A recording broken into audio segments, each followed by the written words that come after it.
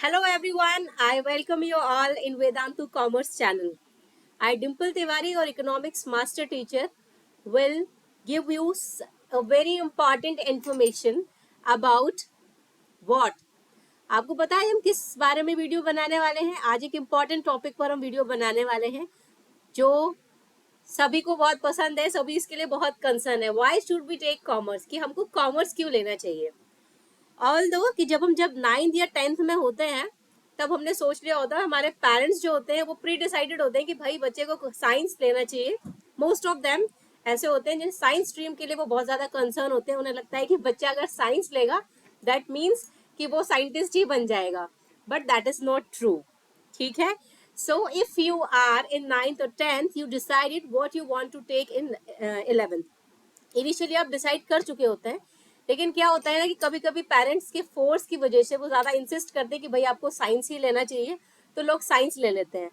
लेकिन फिर क्या होता है कि साइंस में अगर आपका इंटरेस्ट ही नहीं है, फोर्सफुली अगर आपने साइंस ले रखा है, तो क्या होगा, आपका फ्यूचर स्पॉइल हो जाएगा. ना तो आप साइंस स्ट्रीम के रहेंगे, ना कॉमर्स के, ना ही फिर रहेंगे आप किसी ह्यूमैनिटीज के, मतलब किसी भी साइड के नहीं रहेंगे. तो आपको क्या करना है, अगर आप ऑप्शन लेते हैं कि आपने अगर साइंस में आपको टेक्नोलॉजी में कोई इंटरेस्ट नहीं है, अगर आप ऐसा सोचते हैं कि टेक्नोलॉजी मुझे नहीं आती समझ में, तो आपका अगर माइंड बिजनेस की तरफ है तो आप कॉमर्स को ऑब्वियसली चूज कर सकते हैं. लेकिन कई बार हमको ये ऑप्शन सुनने मिलता है लोगों के थ्रू कि भाई अगर आपने कॉमर्स ले रखा है तो इसमें कोई अपॉर्चुनिटीज आपके पास में नहीं है.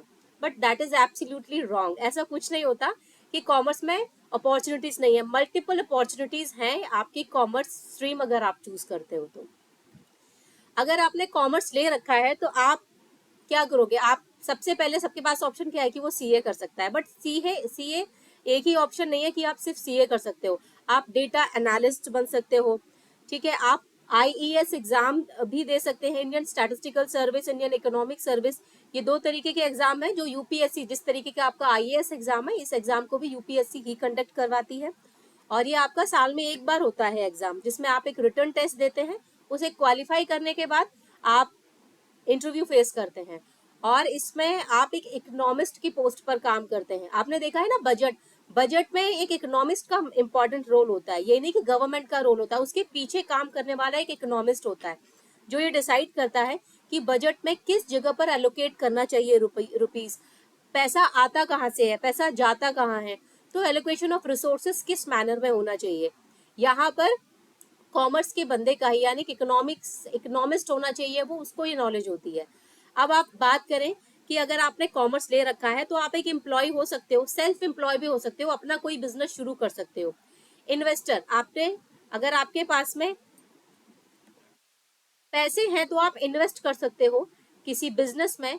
और जैसे जैसे वो आपका कोई इंडस्ट्री या बिजनेस अगर वो प्रॉफिट अर्न करेगा तो आपको भी प्रॉफिट उसमें मिलेगा. बिजनेस आप कोई कर सकते हैं, और आप बिजनेस करेंगे तो आपके अंडर काम करने वाले लोग होंगे या आपके अंडर एम्प्लॉय काम कर रहे होंगे. तो जब भी आप करियर चूज करें तो आप पहले ये देखें कि आपका इंटरेस्ट किस में है. किसी के फोर्स में आकर कभी भी कोई स्ट्रीम चूज नहीं करनी होती है.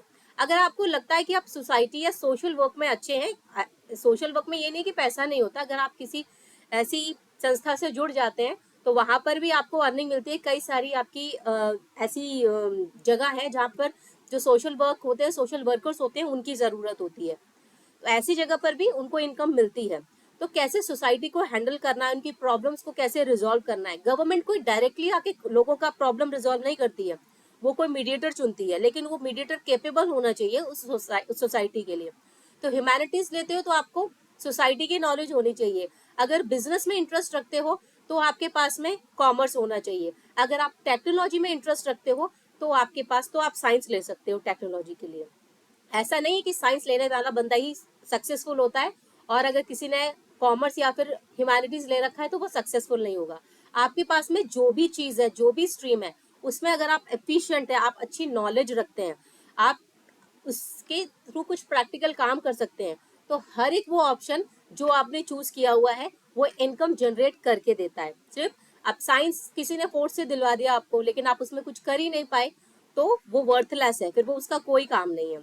But if you are having Hindi, but you are master in Hindi, तो आप उस हिंदी में भी कुछ करके लेके जाओगे. आप बहुत अच्छे पोइट बन सकते हो, आप एक अच्छे लेक्चरर बन सकते हो, वहां पर भी बहुत सारी आपके पास में ऑप्शंस अवेलेबल होते हैं। तो होपफुली आपका ये डाउट कि भाई हमको कॉमर्स लेना चाहिए या नहीं लेना चाहिए ये क्लियर होगा।